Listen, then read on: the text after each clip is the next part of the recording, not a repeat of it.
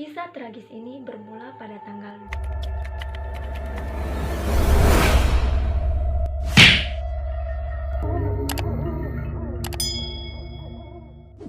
Halo everyone, Assalamualaikum warahmatullahi wabarakatuh. Di video ini aku akan ajak kalian semua untuk membahas kejadian kriminal yang dialami oleh seorang anak kecil di negeri jiran Malaysia. Seorang anak kecil bernama Nurin Jazlin meninggal secara tragis dan memunculkan banyak pertanyaan terhadap masyarakat Malaysia saat itu.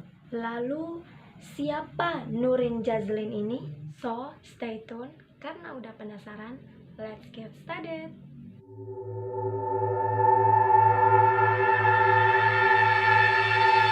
Nurin yang mempunyai nama lengkap Nurin Jazlin Jazimin lahir pada tanggal 11 September tahun 99 dan meninggal di Petaling Jaya pada tanggal 16 September 2007 pada umurnya yang ke-8 tahun. Merupakan putri kedua dari Jazimin Abdul Jalil dan Nurazian Bistaman dari 3 bersaudara. Dia adalah siswi tahun kedua Sekolah Dasar Kebangsaan Desa Setapak, Kuala Lumpur. Kronologis kejadian.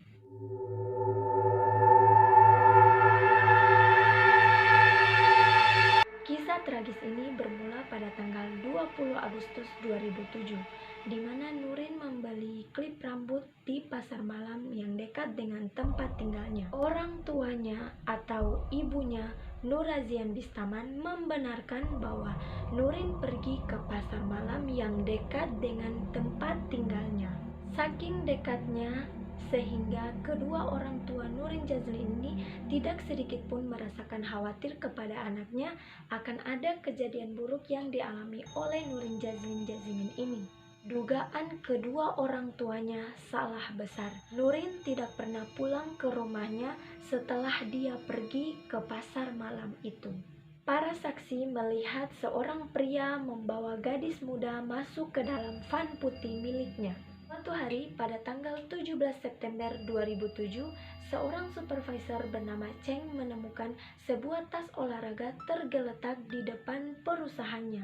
Awalnya, dia mengira tas tersebut milik manajernya yang bernama Jack Yo yang baru saja pulang dari Singapura. Namun, Jack mengaku itu bukan tas miliknya. Mereka pun kebingungan.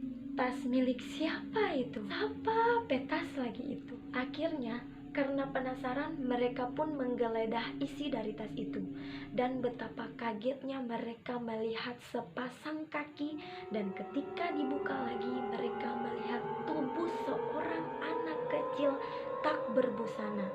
Dan mirisnya lagi, ada mentimun dan terong yang berada di alat vitalnya si anak ini. Ya Allah. Ada memar di lehernya yang menunjukkan adanya tindakan pencekikan. Akhirnya tanpa basa-basi mereka pun menelpon polisi.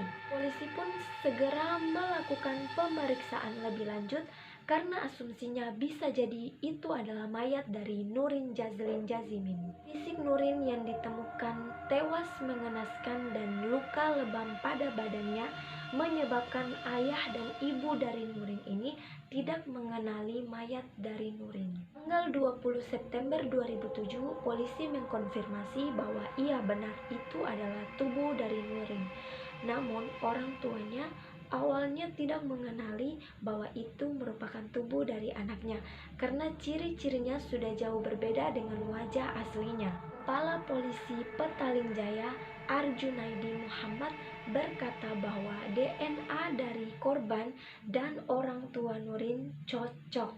Arjunaidi mengatakan bahwa ini adalah pelecehan seksual dan pembunuhan brutal yang sangat kejam yang dialami oleh seorang gadis kecil yang tidak berdosa. Tanggal 28 September ditemukannya 4 orang pria dan 1 orang wanita yang diduga ada sangkut pautnya dengan kejadian Nurin. 1 orang wanita berkebangsaan Indonesia. Ketika penangkapan, wanita itu menelan SIM card miliknya yang diduga itu adalah barang bukti miliknya. Dalam SIM card itu, dia sempat SMS kepada polisi Nurin berada dalam penjagaan saya. Maka dari itu, dia pun ditahan sebagai tersangka. Terus wanita itu pun dibebaskan karena niatnya mengirim pesan hanya untuk mengacaukan penyelidikan polisi karena sakit hatinya kepada salah satu oknum polisi. Apa sih maunya? Keadaan seperti ini masih aja iseng. Lalu bagaimana dengan tersangka lainnya? Mereka ditahan selama 7 hari dan dibebaskan karena tidak ada bukti yang kuat. Dan sampai di situ, penyelidikan berlanjut ketika pada tanggal 11 Oktober polisi meliris 2 rekaman video yang terpasang di Petaling Jaya. Berikut rekaman video yang terpasang di Petaling Jaya.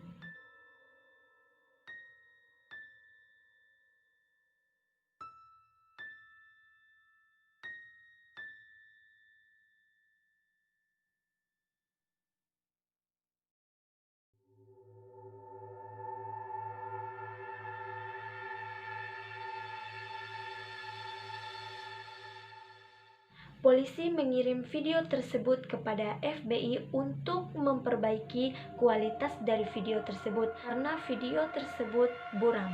Namun sayangnya, polisi tidak dapat mengungkap siapa sosok di balik rekaman CCTV tersebut. Namun, setelah meninggalnya Nurin Jazlin, ada seorang anak kecil berusia 11 tahun yang mengalami kejadian yang sama dengan Nurin Jazlin, mana dia dari pasar malam dan bertemu dengan pria yang tak dikenal yang hendak membawa pergi dirinya bersama pria tersebut. Dalam akun Twitternya, dia berkata bahwa sebenarnya dia hampir menjadi salah satu korban setelah hilangnya Nurin Jazlin. Katanya dia masih percaya bahwa si Nurin Jazlin ini masih hidup. Tiba-tiba seorang pria mendekatinya meminta bantuan untuk memberi makan seekor kucing dan saat itu dia berusia 11 tahun dan baru saja kembali dari pasar malam. So guys, kasus dari Nurin Jazlin ini merupakan salah satu kasus dari jumlah yang sebenarnya. Apa yang terjadi pada mereka? Bagaimana nasib mereka sekarang? Dan siapa di balik semua ini? Mungkin saja di luar sana si pembunuh masih berkeliaran bebas. Mungkin saja sudah dipenjara atau bahkan sudah mati. Hanya Tuhanlah yang tahu. Kasus hilangnya seorang anak kecil di pasar malam berakhir menjadi kasus yang paling kejam dan mengerikan dalam catatan sejarah Malaysia. So guys, mari kita doakan bersama-sama Nurin Jazlin ini semoga ditempatkan di tempat yang terbaik di sisi Tuhan Yang Maha Esa. Mengenai kisah tadi, dapat kita ambil sebuah pelajaran bahwa anak merupakan perhiasan dunia. Anak merupakan mutiara hati kita orang tuanya. Anak merupakan tanggung jawab dari Allah Yang Maha Esa yang akan kita pertanggungjawabkan kemudian hari. Untuk itu, jaga anak kita sebaik mungkin dan peliharalah mereka untuk menjadi generasi-generasi penerus bangsa dan juga agama. Oke, segini dulu video dari aku. Klik tombol like bila kalian suka video aku dan subscribe juga nyalain notifnya biar kalian tahu video-video baru dari aku. Tulis ide kalian di bawah untuk aku ceritain di video selanjutnya. See you next video. Bye bye. Assalamualaikum.